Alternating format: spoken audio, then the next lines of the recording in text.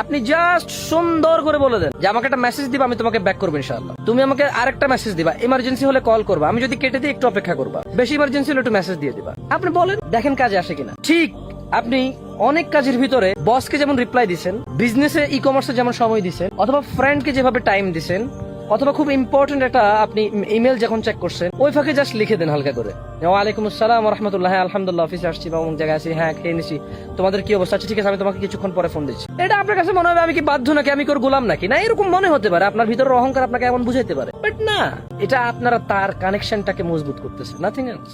আপনার আর আপনার ওয়াইফের মধ্যে যে কানেকশন আছে এটাকে দৃঢ় করবে। আপনি অবাক হবেন যখন আপনি এরকম রুটিন মেনটেন করবেন। আপনি যখন কোথাও যাবেন খুব জরুরি কাজ, আপনি বলবেন যে আসসালামু আলাইকুম রহমতুল্লাহ, আমি একটু এভাবে আছি, তুমি খুব বেশি জরুরি না হলে আমাকে কল দিও না, বা হালকা করে একটু মেসেজ দিও, একটু খবর বলিও তোমাদের কি অবস্থা, বাচ্চাগুলোর কি অবস্থা, বা আব্বা আম্মা কি অবস্থা, আজকে কি রান্না করছো, আম্মার কি খবর, আব্বার কি খবর।